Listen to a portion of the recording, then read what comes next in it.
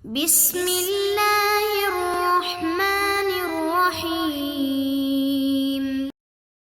نحمدہ ونصلی علی رسولہ الکریم والحمد للہ رب العالمین وعن ابی ہریرہ رضی اللہ عنہ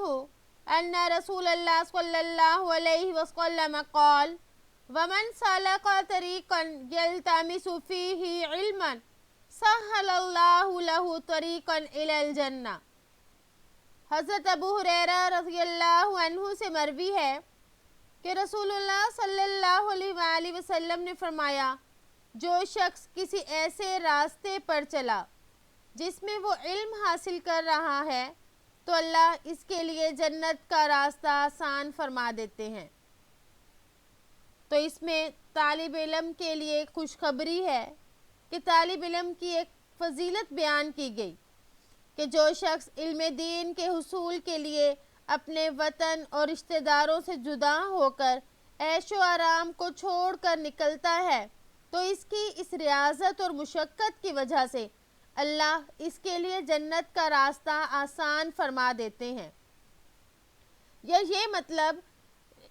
کہ جب طالب علم نے مصیبتوں اور پریشانیوں کو برداشت کیا تو اللہ اس کو اس پر عمل کرنے کی توفیق بھی عطا فرما دیتے ہیں، اور جب وہ اپنے علم پر عمل کرے گا تو وہ ظاہری بات ہے کہ اس کا جنت میں داخلہ آسان ہو جائے گا۔ یا خود علم کا حصول ہی دخول جنت کا سبب ہے، اور علم کی وجہ سے وہ اعمال خیر کی طرف رہنمائی پاتا ہے، اور اس علم سے اس کو حق اور باطل میں تمیز ہوگی، غلط اور صحیح اعمال کی اس کو ہدایت ہوگی، اور اس پر عمل کر کے وہ آسانی کے ساتھ جنت میں داخل ہو جائے گا۔ تو اس سے ہمیں حصول علم کی اہمیت اور اس کی فضیلت معلوم ہوئی۔ وعنہ ایضاً رضی اللہ عنہ ان رسول اللہ صلی اللہ علیہ وسلم قال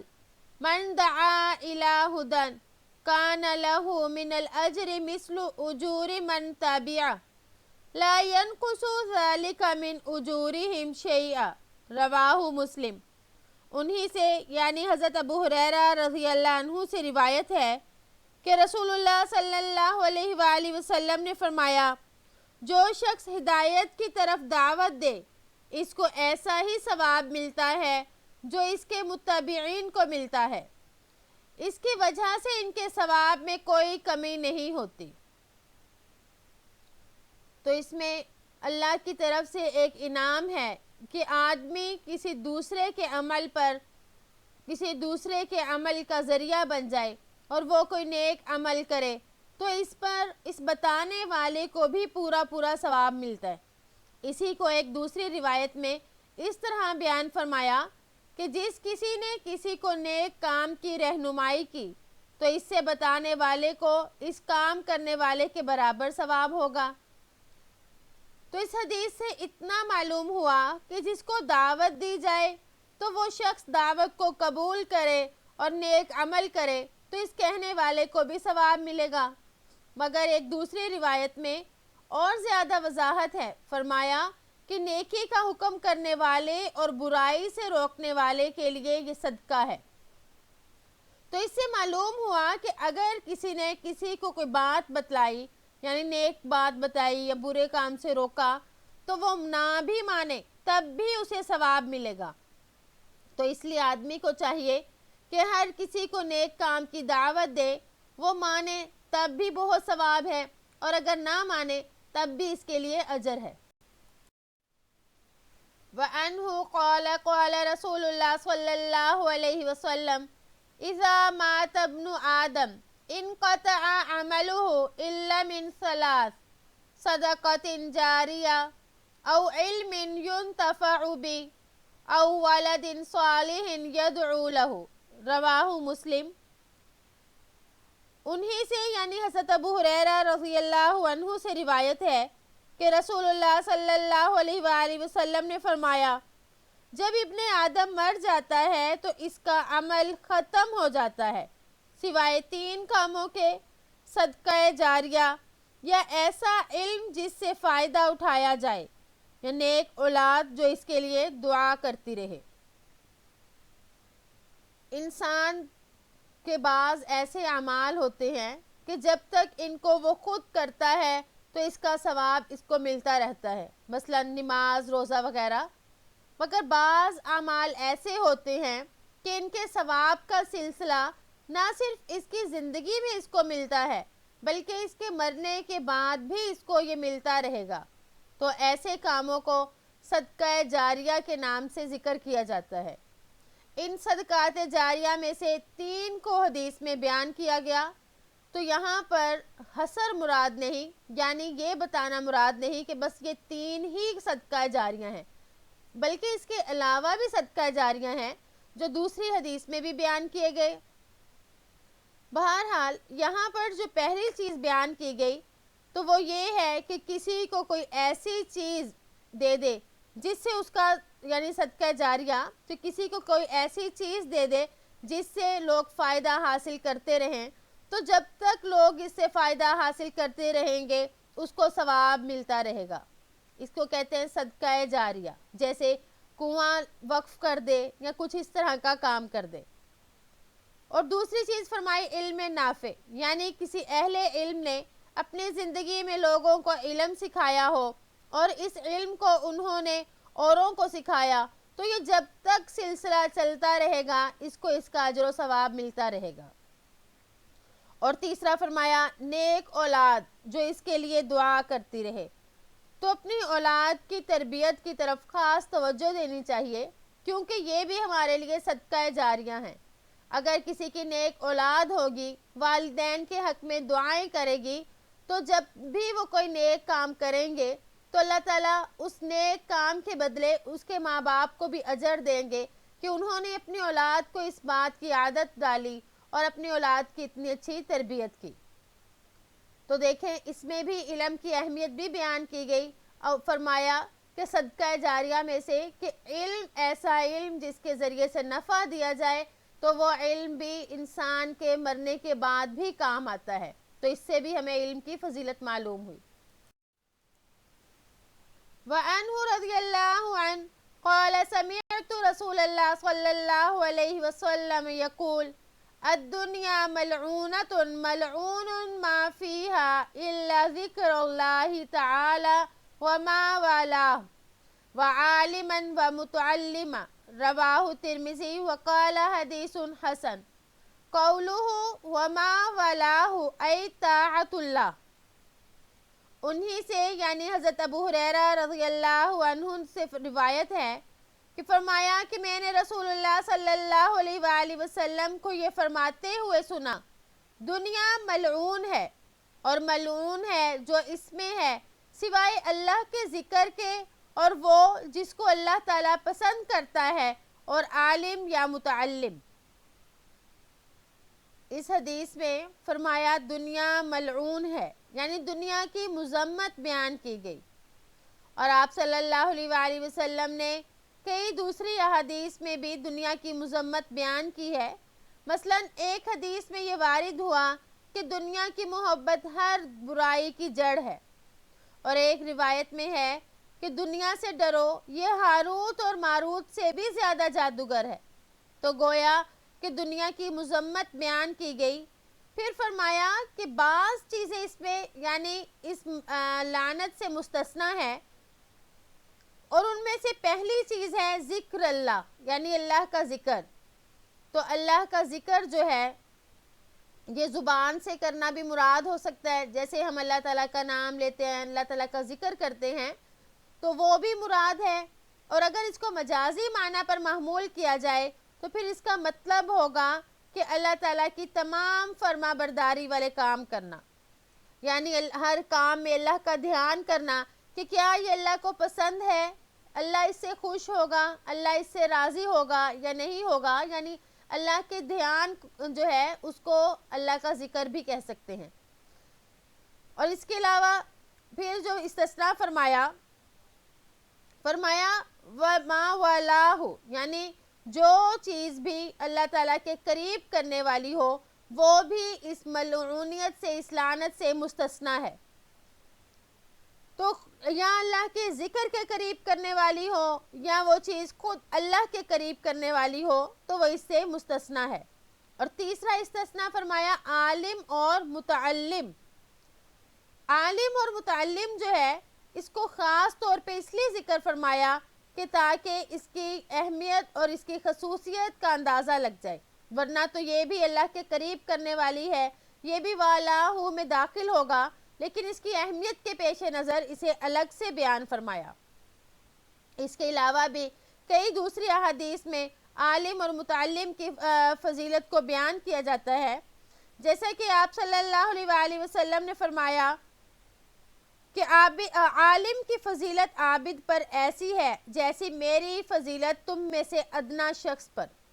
دیکھیں اس کے بعد اب ہمیں اور کیا مثال چاہیے کہ عالم کی کتنی بڑی فضیلت ہے، تو اس سے ہمیں دین سیکھنے، سکھانے، پڑھنے، پڑھانے کی فضیلت معلوم ہوئی کہ اللہ تعالیٰ کے ہاں اور آپ صلی اللہ علیہ وآلہ وسلم کے ہاں اس کی کتنی زیادہ فضیلت ہے۔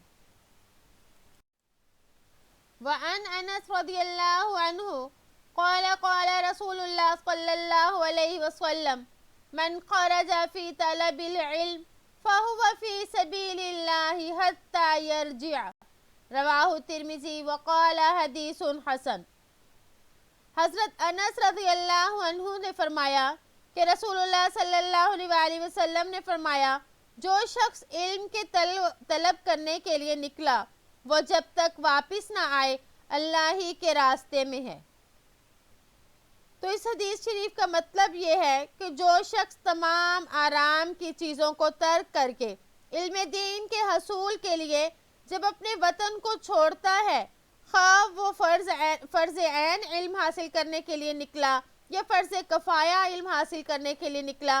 ہر صورت میں اس طالب علم کو مجاہد فی سبیل اللہ کا ثواب ملتا ہے، کیونکہ ایک مجاہد سر سے کفن باندھ کر صرف اس جذبے سے جنگ کے میدان میں کودتا ہے کہ اللہ کا دین بلند ہو جائے، یا پھر وہ اپنی جان کا نذرانہ پیش کر دے گا۔ اسی طرح یہی جذبہ علم دین کے حصول کرنے والے کے اندر ہوتا ہے کہ وہ بھی اپنے گھر کو چھوڑتا ہے تاکہ دین کو سیکھ کر دوسروں کو سکھائے اور شیطان کے مکر و فریب سے لوگوں کو محفوظ رکھ کر شیطان کو ذلیل اور خوار کرے۔ تو اس لیے علم حاصل کرنے والے کی بہت زیادہ فضیلت بیان کی گئی اور فرمایا کہ وہ اپنے گھر سے واپس آنے تک وہ اللہ کے راستے میں یعنی جہاد ہی میں شمار کیا جائے گا۔ وعن ابی سعید خدری رضی اللہ عنہ عن رسول اللہ صلی اللہ علیہ وسلم قال لن يشبع المؤمن من خیر حتی یکون منتہاہ الجنہ۔ حضرت ابو سعید خدری رضی اللہ عنہ رسول اللہ صلی اللہ علیہ وآلہ وسلم سے نقل کرتے ہیں کہ آپ نے فرمایا کہ مومن علم سے سیر نہیں ہوتا یہاں تک کہ اس کا منتہا جنت ہو جائے، یعنی جنت میں پہنچنے تک وہ علم حاصل کرتا رہتا ہے، کیونکہ علم دین اصل میں نور الہی کا دوسرا نام ہے۔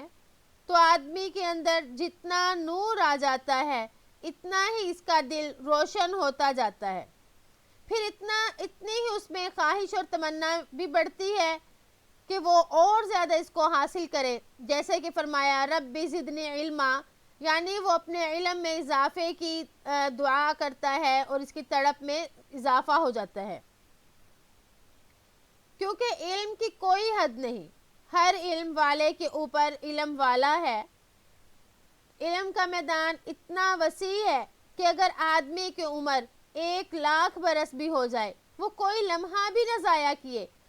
ضائع بھی نہ کرے اور علم دین کے لیے تقدو کرتا رہے، تب بھی وہ علم کی انتہا تک نہیں پہنچ سکے گا، اور اس کا پیٹ علم سے سیر نہیں ہوگا۔ جتنا علم حاصل ہوتا جائے گا اتنا ہی علم کی پیاس میں اضافہ ہوتا جائے گا۔ اسی پر اس کو موت آ جائے گی، وہ کہے گا کہ میں نے تو ابھی کچھ بھی حاصل نہیں کیا، جیسا کہ اس روایت میں آتا ہے حضرت موسیٰ علیہ السلام والی میں کہ جب موسیٰ علیہ السلام کو حضرت خضر علیہ السلام کی خدمت میں علم حاصل کرنے کے لیے اللہ نے بھیجا تو ایک جگہ پر حضرت خضر علیہ السلام نے ایک چڑیا کو سمندر سے چونچ میں پانی لیتے ہوئے دیکھا، تو موسیٰ علیہ السلام سے حضرت خضر علیہ السلام نے یوں کہا کہ اے موسیٰ، تمہارا اور میرا علم اللہ کے علم کے مقابلے میں اتنا بھی نہیں جتنا کہ اس چڑیا کی چونچ میں پانی ہے۔ تو اس میں یعنی اس حدیث میں بھی ایک لطیف اشارہ اس بات کی طرف ہے کہ آدمی موت تک علم اور عمل پر ہمیشگی اختیار کرے، یعنی اس کو ہمیشہ حاصل کرتا رہے۔ وعن ابی امامہ رضی اللہ عنہ ان رسول اللہ صلی اللہ علیہ وسلم قال فضل العالم علی العابد كفضلی علی ادناکم، ثم قال رسول اللہ صلی اللہ علیہ وسلم ان اللہ وملائکتہ واہل السماوات والارض حتی النملة فی حجرها وحتی الحوت لا يصلون على معلم الناس الخیر، رواہ ترمذی وقال حدیث حسن۔ حضرت ابو امامہ رضی اللہ عنہ بیان کرتے ہیں کہ رسول اللہ صلی اللہ علیہ وآلہ وسلم نے فرمایا، عالم کی فضیلت عابد پر اس طرح ہے جس طرح کہ میری فضیلت تم میں سے کسی ادنا آدمی پر۔ پھر رسول اللہ صلی اللہ علیہ وآلہ وسلم نے فرمایا، اللہ جل شانہ اور اس کے فرشتے اور تمام آسمانوں اور زمین والے حتیٰ کہ چیونٹی اپنے سوراخ میں اور مچھلیاں سمندر میں لوگوں کو خیر کی تعلیم دینے والے کے لیے دعا کرتی ہیں۔ تو یہاں سے بھی عالم کی فضیلت معلوم ہوئی کہ عالم یعنی وہ عالم جو فرائض اور واجبات کو ادا کرنے کے بعد باقی تمام اوقات لوگوں کو دین سکھانے میں لگا رہتا ہے، تو اس کی فضیلت کو بیان کیا گیا۔ عالم کی فضیلت اسی وجہ سے عابد پر ہے کہ عابد جو ہے وہ صرف عبادت کے ذریعے سے اپنا نفع چاہتا ہے، مگر عالم علم کو دوسروں تک پہنچاتا ہے، دوسروں کو سکھاتا ہے، تو اس سے وہ دوسروں کے نفع کا ذریعہ بنتا ہے۔ تو اس لیے فرمایا کہ تمام مخلوقات جو ہے اس کے لیے مغفرت کی دعا کرتی ہے۔ اب تمام مخلوقات میں مچھلی اور چیونٹی تو داخل ہو گئی تھی، لیکن یہاں پر خاص طور پہ اس کا نام اس لیے لیا کہ اس میں عالم دین کی غایت درجے کی فضیلت کو بیان کرنا مقصود ہے، کہ دیکھیں کہ وہ چیزیں جن کی طرف آپ کا دھیان بھی نہیں جاتا جیسے چیونٹی وغیرہ، وہ بھی عالم کے لیے دعائیں کرتی ہیں۔ تو اس سے ہمیں عالم کی فضیلت معلوم ہوئی کہ اللہ پاک نے اس کی کتنی زیادہ فضیلت رکھی ہے۔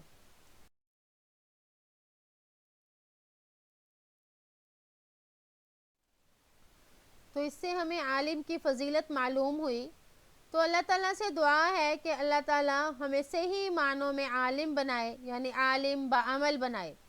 اور ہم دنیا سے علم سیکھتے اور سکھاتے ہی رخصت ہوں۔ امید ہے کہ آپ کو آج کا سبق سمجھ آ گیا ہوگا۔ السلام علیکم ورحمۃ اللہ وبرکاتہ۔